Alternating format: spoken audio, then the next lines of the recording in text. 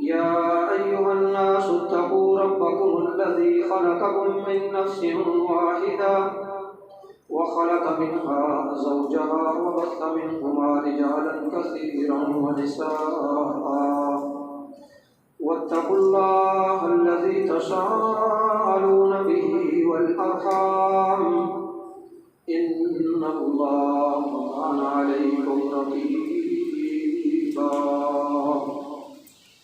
يا أيها الذين آمنوا اتقوا الله وقولوا قولا سديدا يصلح لكم أعمالكم ويغفر لكم ذنوبكم ومن يطع الله ورسوله فقد فاز فوزا عظيما أما بعد فإن خير الحديث كتاب الله وخير الهدي هدي محمد صلى الله عليه وسلم وشر الأمور محدثاتها فإن كل محدثة بدعة وكل بدعة ضلالة وكل ضلالة في النار. أعوذ بالله من الشيطان الرجيم. بسم الله الرحمن الرحيم. يا أيها النبي إنا أرسلناك شاهدا ومبشرا ونذيرا وداعيا إلى الله بإذنه وسراجا منيرا.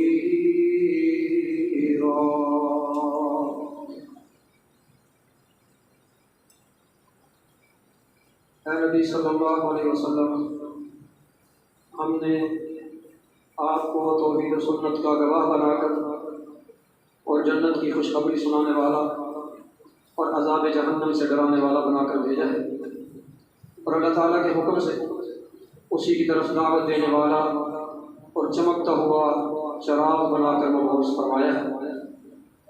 رب العالمین کی حمد و ثنا، تعریف و تسبیح، تحمید و تمجید اور پیغمبر اکرم رسول محترم سید الکل ختم الرسل شفیع الموحدین رحمۃ للعالمین جناب محمد کریم صلی اللہ علیہ وآلہ وسلم کی ذات گرامی پر لا تعداد انگن بے شمار بے حد و حساب درود و سلام کے بعد، خالق کائنات ہدایت کائنات کے لیے رسول کائنات صلی اللہ علیہ وسلم جو کتاب مبین نازل فرمائی، اس کی 22ویں پارے سے سورہ احزاب آیت نمبر 45 اور 46 با ترجمہ آپ کے سامنے تلاوت کرنے کی سعادت حاصل کی۔ اللہ تعالیٰ ان بابرکت آیات میں رحمت للعالمین صلی اللہ علیہ وسلم 7 اوصاف حمیدہ اور خصائص پاکیزہ کو بیان فرمایا ہے، جن کی مختصر تفصیل تمہیداً عرض کرتا چلوں۔ یا ایھا النبی، اے نبی۔ نبی ایسے کامل انسان کو کہا جاتا ہے جس پر رب العزت کی طرف سے وحی نازل فرمائی جائے، تبلیغ دین کا حکم دیا جائے، اور اس حیثیت سے جناب محمد کریم صلی اللہ علیہ وسلم کو اس اعلیٰ وصف سے پکارا گیا۔ رسول ایسا عظیم انسان جس پر وحی کا نزول ہو، نئی شریعت، نئی کتاب عطا فرما کے تبلیغ کا حکم دیا جائے، اس لحاظ سے آپ منصب رسالت پر فائز ہیں۔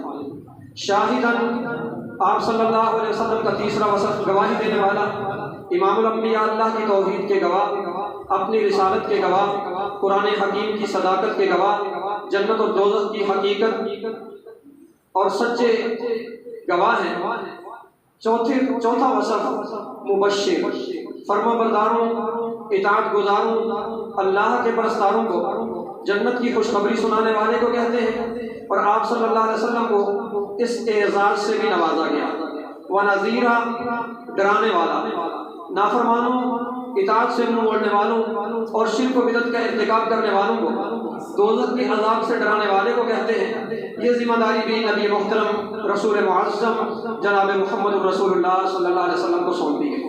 اور چھٹے نمبر پہ داعیًا الی اللہ بإذنہ، اللہ کی طرف لوگوں کو دعوت دینے والا، توحید کا سبق پڑھانے والا، شرک کی آلودگیوں نجاستوں سے بچانے والا، غیر اللہ کے پجاریوں کو ایک الہ کے در پر جھکانے والا بنا کر آپ صلی اللہ علیہ وسلم کو بھیجا گیا۔ اور ساتواں وصف سراجم منیرا، روشن چراغ، خود بھی سراپا روشنی اور لوگوں کے قلوب و اذہان کو نور ایمان سے منور فرمانے والے وصف اعلیٰ و عرفہ سے بھی آپ صلی اللہ علیہ وآلہ وسلم کو مشرف فرمایا گیا۔ سرور کونین سید الثقلین جناب محمد مصطفیٰ صلی اللہ علیہ وآلہ وسلم ان 7 اوصاف حمیدہ میں سے میں چھٹا وصف داعیت الی اللہ باذن، آپ صلی اللہ علیہ وسلم ایک مکمل یہ عنوان اور وصف اور پورا موضوع ہے۔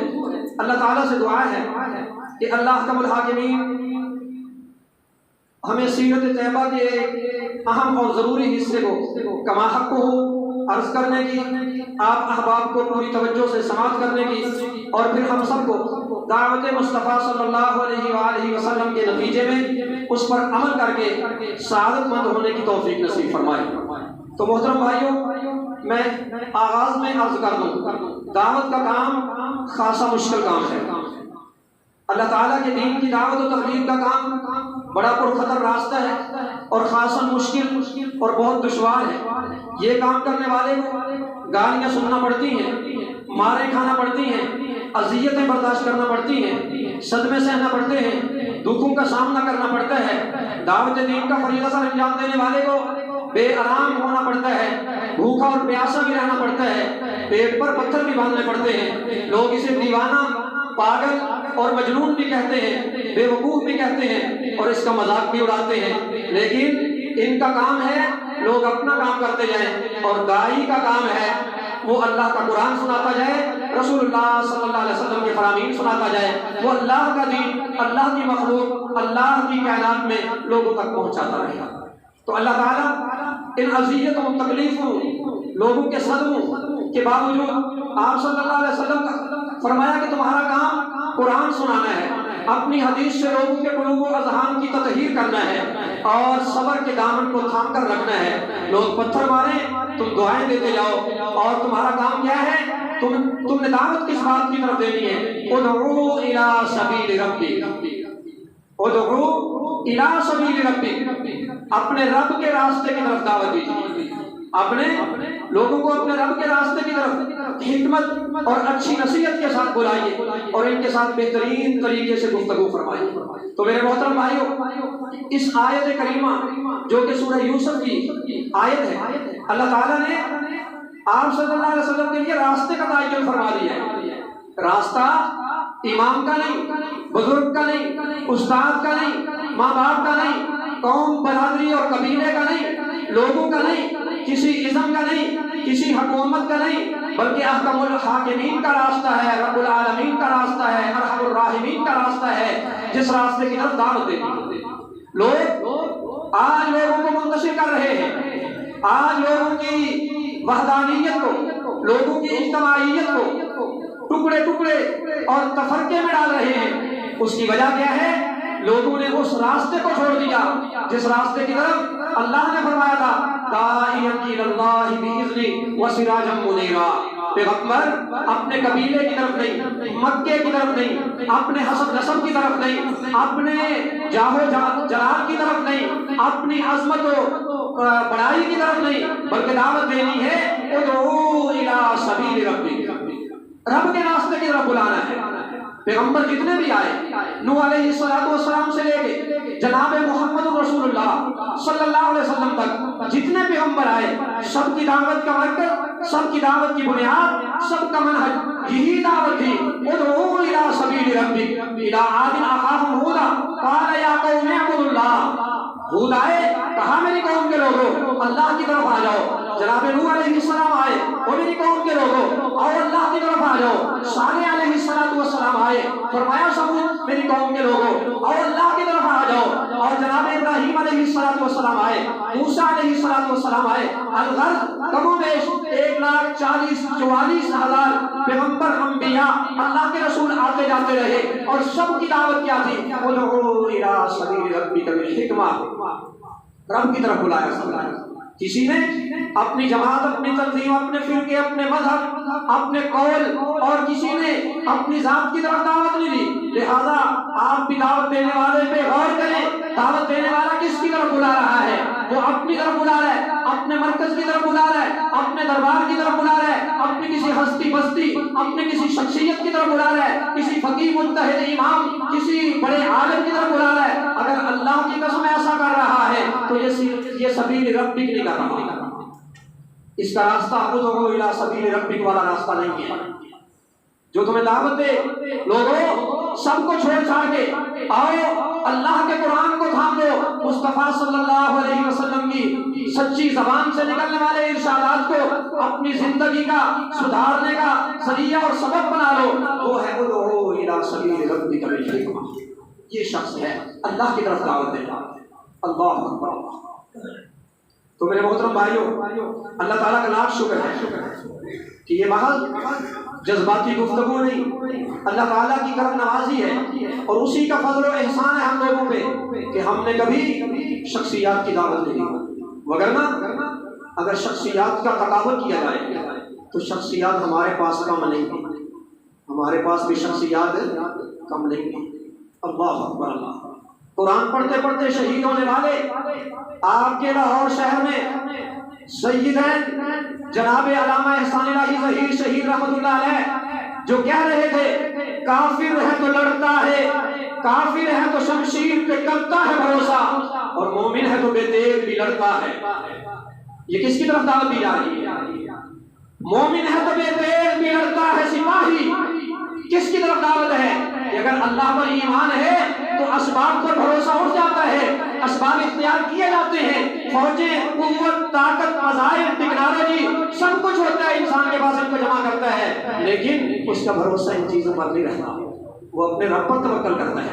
اللہ اکبر۔ اللہ یزدانی شہید رحمۃ اللہ علیہ اسی اسٹیج پہ شہید ہونے والے، ان کی دعوت کیا تھی؟ وَإِذَا أَخَذَ اللَّهُ مِيثَاقَ النَّبِيِّينَ لَمَا آتَيْتُكُم مِّن كِتَابٍ وَحِكْمَةٍ ثُمَّ جَاءَكُمْ رَسُولٌ مُصَدِّقٌ لِّمَا مَعَكُمْ لَتُؤْمِنُنَّ بِهِ وَلَتَنصُرُنَّهُ۔ اللہ کا قرآن پڑھتے پڑھتے سناتے سناتے اللہ کے پاس چلے گا۔ اور آپ دیکھیں پچھلے دنوں میں 23 محرم کو اللہ نے کیسی عظیم الشان موت عطا فرمائی۔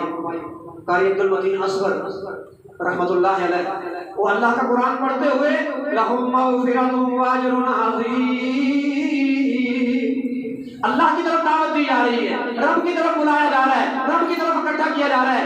اور اگر ہستیوں کی بات کی جائے تو جیسی ہستیاں اللہ کے فضل سے ہمارے پاس موجود ہیں دوسرے کسی کے پاس ایسی ہستیاں نہیں ہیں، لیکن ہم نے کبھی امت کو انتشار، افتراق اور ٹولہ بندی، امت کی وحدانیت کو پارا پارا کرنے کی ہم نے ناپاک جسارت نہیں کی۔ اللہ کے فضل سے ہم نے جب بھی بلایا لوگوں کو اللہ کے قرآن کی طرف دعوت دی، مصطفیٰ صلی اللہ علیہ وسلم کی سچی زبان کی دعوت دی۔ اور میں پوری ذمہ داری سے یہ بات آپ احباب سے گوش گزار کر دوں، ہمارے خطبات میں، جمعات میں ہمارے لوگوں کے قصیدے نہیں پڑھے جاتے، لوگوں کے واقعات، قصے، کہانیاں نہیں بیان کی جاتی، بلکہ اللہ کے قرآن کی آیات ہوتی ہیں، مصطفیٰ صلی اللہ علیہ وسلم کے فرامین ہوتے ہیں۔ اللہ اکبر۔ تو نبی صلی اللہ علیہ وآلہ وسلم کی دعوت کا نچوڑ کیا ہے؟ آپ نے کس کی طرف دعوت دی؟ قرآن و سنت کی راہ پر تو چلا چل بے دھڑک، یہ راستہ جنت الفردوس کو جاتا ہے، جنت الفردوس کو جاتی ہے یہ سیدھی سڑک۔ کوئی بھی شخص جنت الفردوس میں پہنچنا چاہتا ہے، جنت میں پہنچنا چاہتا ہے تو اس کے لیے دو ہی چیزیں ہیں۔ صحابہ کرام جنتی ہیں کہ نہیں ہیں؟ صحابہ کرام جنتی ہیں نا جی، وہ بغیر کسی کی تقلید کیے انشاءاللہ جنتی ہیں، اور وہ بغیر کسی امام کو اختیار کیے، وہ بغیر کسی کی تقلید کیے وہ جنتی ہیں۔ تو کیا آج کا کوئی شخص قرآن و سنت پر عمل کر کر جنت میں نہیں پہنچ سکتا؟ آج کے لوگ اگر وہ بھی قرآن و سنت پر خالص عمل کریں گے تو انشاءاللہ وہ بھی صحابہ کرام کے ساتھ ہوں گے، جنت کے اندر اکٹھے۔ بحیثیت داعی اگر کوئی شخص آئیڈیل نمونہ کسی شخص کو دیکھنا چاہے تو حضرت رسول اللہ صلی اللہ علیہ وآلہ وسلم ہر فرد و بشر کے لیے ایک بہترین نمونہ ہے، استاد کی حیثیت سے بھی، خطیب کی حیثیت سے بھی، باپ کی حیثیت سے بھی اور بیٹے کی حیثیت سے بھی، اور اگر شوہر کو دیکھنا چاہے سیدہ خدیجہ رضی اللہ تعالیٰ عنہا ان کے شوہر کو دیکھ لے، اور اگر کوئی سپہ سالار کو دیکھنا چاہے بدر احد حنین ان کے سپہ سالار کو دیکھ لے، اور اگر کوئی فاتح کو دیکھنا چاہے تو فاتح مکہ کی حیثیت سے محمد رسول اللہ صلی اللہ علیہ وسلم کو دیکھنا۔ میرے آقا صلی اللہ علیہ وسلم کی سیرت زندگی کے ہر موڑ پر ہر شخص کے لیے مشعل راہ ہے۔ آپ صلی اللہ علیہ وآلہ وسلم حکمران بھی ہیں، مدینے کے بہترین حکمران ہیں، اور آپ جیسا حکمران اگر کوئی حکمران سبق سیکھنا چاہتا ہے تو مدینے کے حکمران کو دیکھ لے، اور اگر کوئی قاضی، جج اور منصف یا ثالث فیصلہ کرنا چاہتا ہے اور کسی کی سیرت کو کسی کی طرف دیکھنا چاہتا ہے، حجر اسود کی تنصیب پر جھگڑا جو کھڑا ہوا ہے اس پر ثالث محمد رسول اللہ ہے، ان کو دیکھو۔ جناب رسول اللہ صلی اللہ علیہ وسلم تاجر کی حیثیت سے، طبیب کی حیثیت سے، مسافر کی حیثیت سے، آپ صلی اللہ علیہ وسلم ہر ایک حیثیت سے ہر شخص کے لیے آپ صلی اللہ علیہ وسلم مشعل راہ ہیں، اور آپ کی سیرت ہمارے لیے ایک مکمل سبق چھوڑتی ہے۔ تو میرے محترم بھائیوں، رسول اللہ صلی اللہ علیہ وآلہ وسلم نے جب دعوت کا کام شروع کیا تو جناب محمد مصطفیٰ صلی اللہ علیہ وسلم کی زندگی کا ہم مطالعہ کرتے ہیں، نظر آتا ہے کہ آپ کو توحید کی دعوت کی پاداش کے اندر راستے میں کانٹے بچھائے گئے، آپ کو جادوگر کہا گیا، طرح طرح کی اذیتیں دی گئی، آپ کو مجنون، دیوانہ، پاگل اور کذاب کہا گیا، آپ کو مصائب سے دوچار کیا گیا، مشکلات میں مبتلا کیا گیا، الزام تراشیاں مصطفیٰ صلی اللہ علیہ وسلم پر کی گئی، بدنام کرنے کی سازش اور پروگرام بنائے گئے، بےہودہ اعتراض نبی صلی اللہ علیہ وسلم پر کیے گئے، اور گردن میں رسیاں ڈالی گئی، قتل کرنے کے منصوبے بنائے گئے، سجدے کی حالت میں مصطفیٰ صلی اللہ علیہ وسلم کے جسد اطہر پر اونٹ کی نجاست کو رکھ دیا گیا۔ اللہ اکبر اللہ، آپ کے پاکیزہ نام کو بگاڑنے کی سازش اور کوشش کی گئی، محمد سے مذمم رکھنے کا انہوں نے منصوبہ تیار کیا۔ اللہ اکبر اللہ، الغرض کہ نبی صلی اللہ علیہ وسلم کو مکہ کے اندر تکالیف، مسائل اور مشکلات کا سامنا کرتے کرتے مکہ چھوڑ کر مدینہ جانے کا فیصلہ کرنا پڑا، لیکن مدینہ کا سفر بھی کوئی آسان سفر نہ تھا، اور یہ سب کچھ اللہ کی توحید کی خاطر۔ ان کا جرم کیا تھا؟ آپ کا اعلان نبوت کرنے سے پہلے لوگ اس بات کے معترف تھے کہ صادق آ گیا، امین آ گیا۔ آپ کو یہ صادق اور امین کس نے لقب دیا تھا؟ اہل مکہ نے دیا تھا، لیکن جو ہی آپ نے کہا لا الہ الا اللہ، لوگوں اللہ کے علاوہ کوئی داتا نہیں، اللہ داتا ہے، اللہ غوث اعظم ہے، اللہ کے علاوہ کوئی غوث اعظم نہیں، اللہ غریب نواز ہے، اللہ کے علاوہ کوئی غریب نواز نہیں، اللہ لاجپال ہے، اللہ کے علاوہ کوئی امیدوں کو پالنے والا نہیں ہے۔ آئیے غور فرمائیے، اللہ بگڑیاں بنانے والا، یہ بت بگڑیاں نہیں بنانے والے، یہ تمہارے معبود بگڑیاں بنانے والے نہیں ہیں۔ تو پھر کیا ہوا؟ آپ کو گلے کے اندر رسیاں ڈالی گئی، آپ کے گلے میں رسی ڈال کے اس کو پر چڑھائے گئے، مصطفیٰ صلی اللہ علیہ وآلہ وسلم کے گلے پر نشان مارے۔ اللہ اکبر۔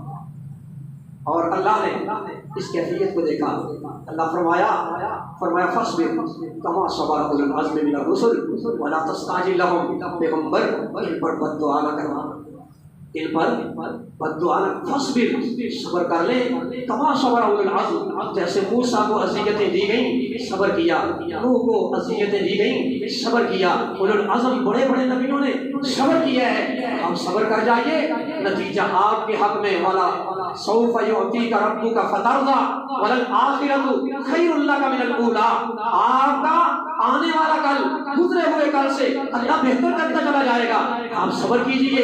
اللہ اکبر اللہ، مصطفیٰ صلی اللہ علیہ وآلہ وسلم نے صبر کر کے داعی الی اللہ جو عظیم الشان منصب تھا، آپ پہاڑ کی مانند استقامت کے ساتھ جم کے کھڑے ہو گئے۔ لوگوں، اس راستے میں جان جا سکتی ہے، مصطفیٰ کو ہٹایا نہیں جا سکتا۔ اللہ اکبر۔ نبی محترم صلی اللہ علیہ وسلم کو دعوت کا حکم ہوا، آپ غار حرا کے اندر، فرشتہ آیا اور آپ صلی اللہ علیہ وسلم کے سامنے جو کیفیت پیش آئی آپ سنتے رہتے ہیں۔ آپ اس کیفیت سے ہٹے، گھر کے اندر آئے۔ ماں جی خدیجہ رضی اللہ تعالیٰ عنہ رسول اللہ صلی اللہ علیہ وسلم کی غمگسار بیوی، آپ نے کہا دثرونی زملونی، مجھے کمبل اڑا دو، مجھے چادر دے دو۔ گرمیوں کے موسم میں بھی خوف کی وجہ سے، ٹھنڈے موسم کے اندر بھی خوف کی وجہ سے نبی صلی اللہ علیہ وسلم پر پسینے اتر پڑے۔ ایسا وجود، ایسا فرشتہ، ایسی شکل و شباہت میں نے کبھی نہ دیکھی تھی۔ اللہ اکبر اللہ۔ اللہ کے رسول صلی اللہ علیہ وسلم فرماتے ہیں خدیجہ کمبل اڑا دو، مجھے چادر دے دو۔ آپ کا خوف کم ہوا، آپ کی وہ جسمانی کیفیت تھوڑا اطمینان ہوا۔ رسول اللہ صلی اللہ علیہ وسلم نے ماں جی خدیجہ رضی اللہ تعالیٰ عنہ کو وہ ساری کیفیت بیان کر دی۔ میرے ساتھ یہ واقعہ پیش آیا ہے، مجھے اپنی جان کا خطرہ ہے، مجھے خوف محسوس ہوتا ہے کہ لوگ مجھے مار دیں گے، لوگ مجھے قتل کر دیں گے، میرے ساتھ کیا بننے والا ہے۔ اللہ اکبر اللہ۔ سیدہ خدیجہ غمگسار بیوی، صالحہ بیوی، مومنوں کی ماں بیوی، اللہ اکبر اللہ۔ اللہ ان پہ اپنی رحمت نازل فرمائے۔ اللہ لا تعداد، بے حد و حساب، بے شمار ان پہ اپنی رحمت نازل فرمائے۔ فرمایا میرے سرکار گھبرائیے مت، اپنے حوصلے کو پست مت ہونے دیجیے۔ میں اپنے چچا کے بیٹے ورقہ بن نوفل کے پاس لے کے چلتی ہوں، وہ سابقہ آسمانی شریعت کا عالم ہے، اپنے دین کی روشنی کے اندر ہمیں ہماری رہنمائی کر دے گا۔ وہ گئے، ان کے پاس پہنچے، کہا بھتیجے آپ کو مبارک ہو، آپ کو مبارک ہو۔ وہ ناموس جو موسیٰ علیہ السلام پہ وحی لے کے آیا کرتا تھا، یہ وہی ناموس ہے جو اللہ کا پیغام لے کے آتا ہے۔ اور کاش میں اس وقت جوان ہوتا، میری رعنائیاں، میری توانائیاں، میری قوتیں اس وقت اپنی جو ہے وہ عروج پہ ہوتی، جس وقت تیری قوم تیرے ملک سے، تیرے شہر سے تجھے نکالتی۔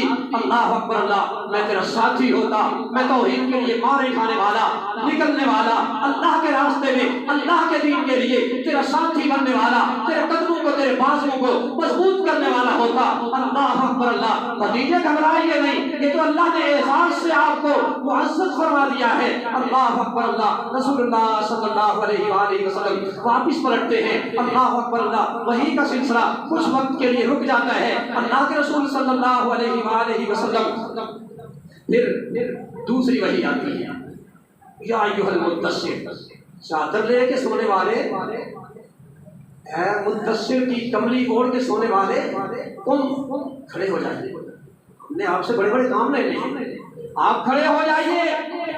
شرک و بدعت کے مقابلے میں، جاہلیت کے رسوم و رواج کے مقابلے میں، جھوٹے خداؤں کے مقابلے میں، لات منات عزا کے مقابلے میں، عزا و حبل کے مقابلے میں، شیطان کے مقابلے میں اور رحمان کی حمایت میں کھڑے ہو جائیے۔ آپ کھڑے ہو جائیے، تم آپ کھڑے ہو جائیے، کس کا نام لے کے؟ اللہ کا نام لے کے کھڑے ہو جائیے۔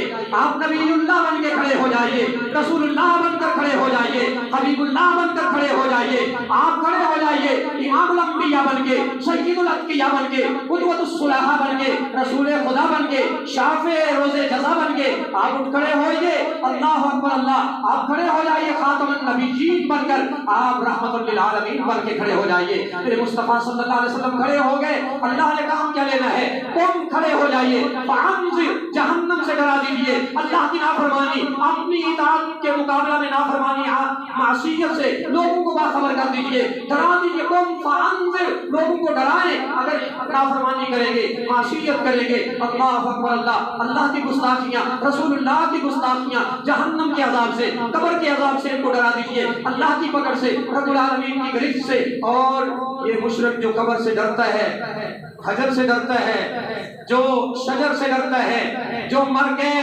مخلوق سے ڈرتا ہے، جو سائے سے ڈرتا ہے، جو چیزوں سے ڈرتا ہے، جو اپنے خود آپ سائے سے ڈرتا ہے، اللہ اکبر اللہ، جو بتوں اور مردوں سے ڈرتا ہے، مگر افسوس کہ اپنے رب سے نہیں ڈرتا۔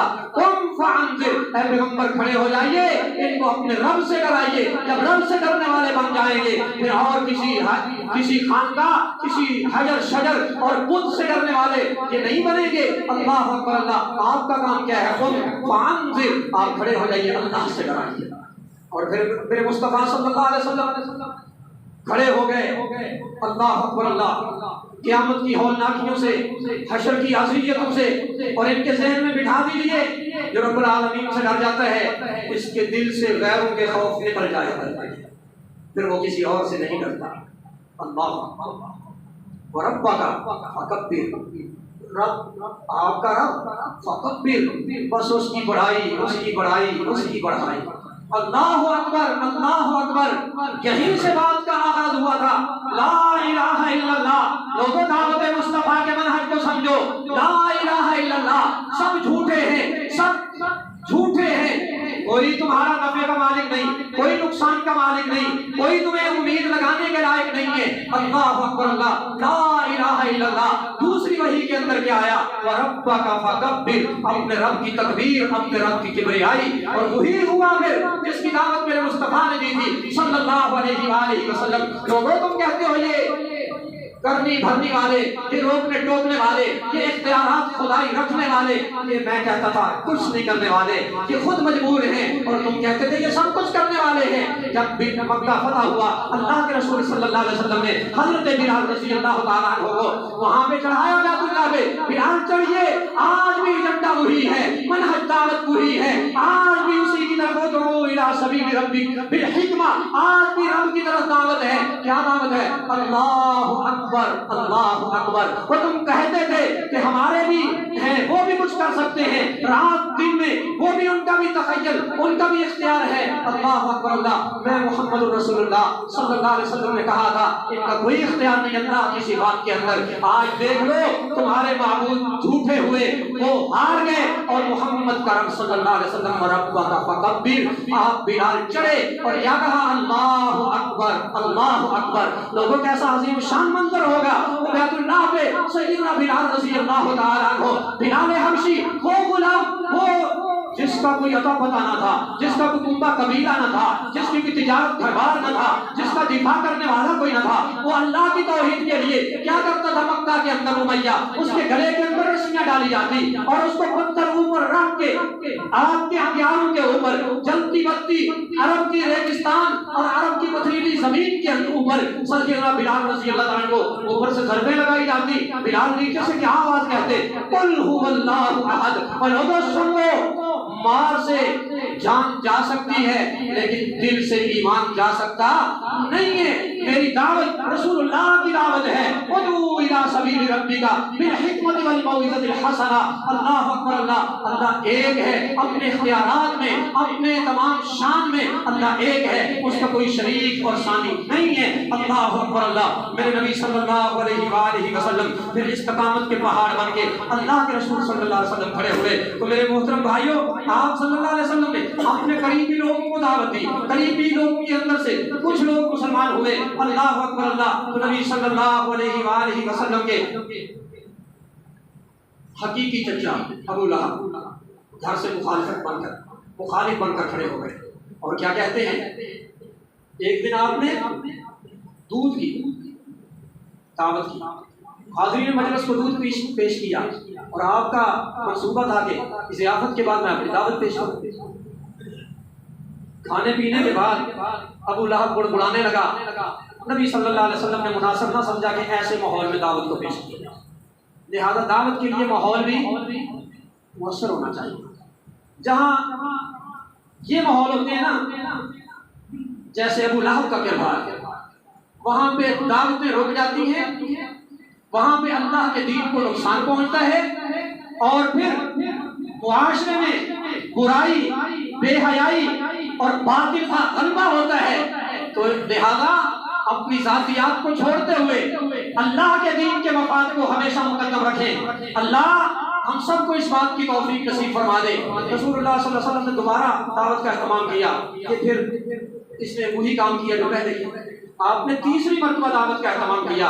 آپ صلی اللہ علیہ وسلم نے دعوت پیش کرنے کے بعد اپنی بات کو آغاز کر دیا، فرمایا میرے پاس اللہ کا پیغام آیا ہے اور میرے سے اچھا انسان کوئی اپنی قوم قبیلے کی طرف پیغام لے کے آنے والا میرے سے بہتر نہیں ہو سکتا۔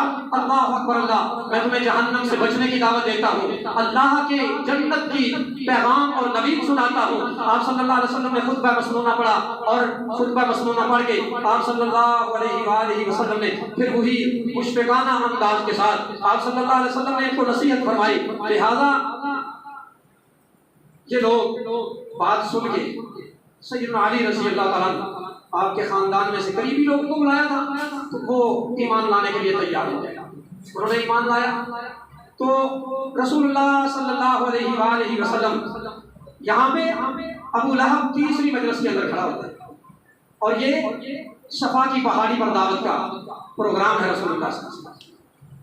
صفا کی پہاڑی پر آپ نے وہ جو مشہور طریقہ تھا عرب کا اکٹھا کرنے کا، اس طریقے سے لوگوں کو اکٹھا کیا، لوگ اکٹھے ہو گئے، آپ نے دعوت دی، اور دعوت دیتے ہوئے فرمایا لوگوں ایک کلمہ ہے، کہہ دو لا الہ الا اللہ، تو تم غالب آ جاؤ گے، عرب و عجم کے حاکم بن جاؤ گے۔ اس بدبخت نے اٹھا اور بعض روایات کے اندر پتھر مارنے کی کوشش کی، اور بعض روایات کے اندر اس نے بڑبڑایا اور نبی صلی اللہ علیہ وسلم کے بارے میں برے الفاظ کہے۔ آپ صلی اللہ علیہ وسلم اپنے کریمانہ اخلاق کی وجہ سے، آپ صلی اللہ علیہ وسلم باحیا ہونے کی وجہ سے، اعلیٰ اخلاق پر فائز ہونے کی وجہ سے آپ خاموش رہے، اس کی بات کو سنی لیکن آپ نے جواب نہ دیا۔ لیکن اللہ کا غضب اپنے کیش میں آیا، اللہ کو یہ بات پسند نہ آئی کہ مصطفیٰ میری طرف بلائیں، اور پھر برادری کا، خاندان کا، اور کوئی سردار اٹھ کے، کوئی وڈیرا اٹھ کے مصطفیٰ صلی اللہ علیہ وسلم کائنات کے وڈیرے کی گستاخی کرے۔ آج بھی وہ بدبخت ڈنمارک کا جس نے رسول اللہ صلی اللہ علیہ وسلم کے خاکے شائع کیے تھے بنانے کے اندر، اس نے کوشش کی تھی، لوگوں کائنات میں دیکھا ہے، اللہ نے جس میں فلک کو دکھایا ہے کہ آج وہ اس طریقے سے بری آگ کے اندر، دنیا کی بدترین آگ کے اندر جلسا، اور دنیا کی پورے مسائل جو ہیں اس کو بچانے کے لیے بروئے کار لائے گئے، لیکن اللہ نے اس آگ کو ابراہیم پر کہا تھا ابراہیم پر آگ ٹھنڈی ہو جا، یہاں پہ اللہ نے کہا اور چل۔ وہاں پہ سارے انہوں نے اسباب اختیار کیے، سارے اسباب اختیار کیے جن چیزوں سے آگ بجھ جاتی ہے، لیکن آگ حکم ربانی سے اور تیز ہوتی چلی گئی، اور اس بد کردار بدبخت کی چیخیں کائنات کے اندر آج بھی گونج رہی ہیں۔ اگر آپ صاحب دل ہیں، صاحب ضمیر ہیں، تو آپ بھی سوشل میڈیا پر اس کا مطالعہ کریں، آپ کے دل و دماغ میں بھی، اور انشاءاللہ اللہ نے یہ گواہی کائنات میں ثبت فرما دی ہے کہ آج کے بعد اس کے انجام کو دیکھ کے کوئی بدبخت، کوئی کائنات کا بدترین انسان وہ مصطفیٰ صلی اللہ علیہ وسلم کے منصب پر اپنی زبان کو دراز کرنے کی کوشش نہ کرے۔ اگرچہ دنیا اس کو سیکورٹی فراہم کرے گی، اگرچہ دنیا اس کے پروٹوکول کو اضافہ کر دے گی، اگر دنیا مل کے اس کو بچانا چاہے گی، میرے رب کی پکڑ سے وہ بچ سکے گا؟ نہیں بچ سکے گا۔ اللہ اکبر اللہ، اللہ نے کہا تبت یدا ابی لہب وتب، ابو لہب تیرے ہاتھ ٹوٹ جائیں، تیرا مال تباہ و برباد ہو جائے، تیرے بچے تیرے کام نہ آئے۔ اللہ اکبر اللہ۔ اور کیا کہا؟ یہ بیوی جو مصطفیٰ کے راستے میں لکڑیاں کانٹے چن چن کے بچھاتی ہے، یہ بھی اس کے گلے کے اندر رسی ہو اور یہ جہنم کا ایندھن ہو۔ اور پھر ایسا ہی ہوا، ابو لہب کے بیٹے اس کے کام نہ آئے، اس کا مال اس کے کام نہ آیا۔ کائنات میں دیکھا وہ بدبودار لاشا پڑا ہوا تھا، اور اس بدبودار لاشے کو اس کے بیٹے کائنات میں ڈھانپنے کے لیے تیار نہ تھے۔ اللہ۔ تو میرے محترم ساتھیوں، نبی صلی اللہ علیہ وآلہ وسلم نے دعوت کس چیز کی طرف دعوت دی؟ آپ صلی اللہ علیہ وسلم کی دعوت انشاءاللہ ہم یہیں سے اپنے آئندہ خطبہ کا آغاز کریں گے۔ تو یہاں پہ ایک بات یاد رکھیں، آج کے پرفتن دور کے اندر جہاں ہر طرف فتنے ہیں، فرقے ہیں اور گمراہیاں ہیں، بالکل اس امت کی مثال وہی مثال ہے جیسے نوح علیہ السلام کا طوفان، ہر طرف پانی تھا، ہر طرف پانی تھا، اور اس پانی سے، اس عذاب سے، اس سیلاب سے نجات کن کو ملی؟ جو نبی کی کشتی کے اندر سوار ہو گئے، جو نبی کی کشتی میں سوار ہو گئے، اللہ نے ان کو نجات عطا فرما دی۔ اللہ کی قسم ہے، ہماری دعوت کوئی فرقے کی، کسی ہستی بستی کی نہیں۔ ہم تمہیں بلاتے ہیں رسول اللہ کی سنت کو تھام لو۔ اللہ کے رسول نے یہی فرمایا تھا، جب اختلافات آئیں، جب لوگوں کے پارٹیاں اور فرقے بن جائیں، تمہارے اوپر صحابہ نجات یافتہ، نجات پانے والے کے لیے کیا ہے؟ علیکم بسنتی وسنت الخلفاء الراشدین المہدیین، تمہارے اوپر لازم ہے جب لوگوں کے درمیان اختلافات ہوں تم میری سنت کی طرف پلٹ آنا۔ تو آج ربیع الاول کی شاید یکم تاریخ ہو گئی ہے تو ربیع الاول کا مہینے کا آغاز ہوتے ہی لوگوں کے اندر خرافات، بدعات، رسومات اور طرح طرح کی جو خرافات ہیں وہ دین کا نام لے کر یہ جنم لیتی ہیں. یعنی تم ربیع الاول کے مہینے کی مبارکباد دو تو پھر کیا ہوگا جی؟ پھر تم جنتی بن جاؤ گے، جہنم سے آزاد ہو جاؤ گے. اور نیچے لکھا ہوتا ہے فرمان مصطفیٰ، حدیث رسول اللہ، اللہ کے رسول صلی اللہ علیہ وسلم کی حدیث سے قطعاً ایسی کوئی بات نہیں، قطعاً ایسی کوئی بات نہیں. ربیع الاول کے مہینے کی تم شرابیں پیتے رہو، بے نمازی رہو، بدعات خرافات میں ڈوبے رہو. عبداللہ بن جدعان کیا تھا؟ عبداللہ بن جدعان ایک نیک صرف انسان تھا، کھانے کھلاتا، اس کی دیکھیں بڑا مشہور اس کا دسترخوان تھا. اللہ کے رسول صلی اللہ علیہ وسلم سے ماں عائشہ رضی اللہ تعالیٰ عنہا نے پوچھا اللہ کے رسول وہ تو ایک اچھا انسان تھا، اس کا کیا بنا؟ فرمایا اس نے ایک دفعہ بھی نہیں کہا تھا، اس نے ایک دفعہ بھی نہیں کہا تھا رب اغفر لی خطیئتی یوم الدین، میرے رب قیامت کے دن مجھے معاف کر دینا. کیا مانا؟ کہ وہ رب پر ایمان نہیں لایا تھا، لہذا کھانے اس نے بانٹے، صدقے اس نے کیے، اچھے کام اس نے کیے، لیکن یہ اس کو جنت میں داخل نہیں کروا سکیں گے. نیکیاں تب نیکیاں ہوتی ہیں، جذبات تب کام آتے ہیں جب جذبات دین کے متحد ہوں، سنت کے متحد ہوں. مگر نہ وہ صحابی کے جذبات کتنے اچھا پکیزہ تھے. آپ نے فرمایا میں نے کہا تھا کل چلے جانا، تو یہاں بیٹھا ہوا ہے. اللہ کے رسول میری سواری باہر بندی ہے، میں جانے کے لیے تیار ہو کے آیا ہوں. بس سمجھا شاید میدان کے اندر آخری یہ جمعہ ہو، جہاد میں جا رہا ہوں، پھر نہ پلٹ کے مدینے کے اندر جمعہ پڑھنا نصیب ہو، آپ کے پیچھے اور مسجد نبوی میں آخری جمعہ پڑھ کے چلا جاؤں گا. اللہ اکبر. آپ نے فرمایا تو قیامت تک بھی عمل کرتا رہے. جو صبح میری بات کو سن کے میری بات کو مان کے چلے گئے تو ان کے برابر اجر پا سکتا. لہٰذا میرے اور آپ کے جذبات کتنے بھی پکیزہ ہوں، اگر سنت رسول، دین رسول کے متحد ہیں تو وہ قابل قدر ہیں، اور اگر دین کے متحد نہیں ہیں تو وہ اللہ کے ہاں قابل قبول نہیں ہیں. دنیا کے اندر بھی سرخی حاصل نہیں کی جا سکتی. اللہ میرا اور آپ کا حامی و ناصر ہو. اللہ ہمیں دین کے انتشار سے محفوظ فرما کے سچے اور سچے دین نبی صلی اللہ علیہ وسلم کے دین پر عمل پیرا ہونے کی توفیق نصیب فرمائے. آخر دعوانا الحمدللہ رب العالمین.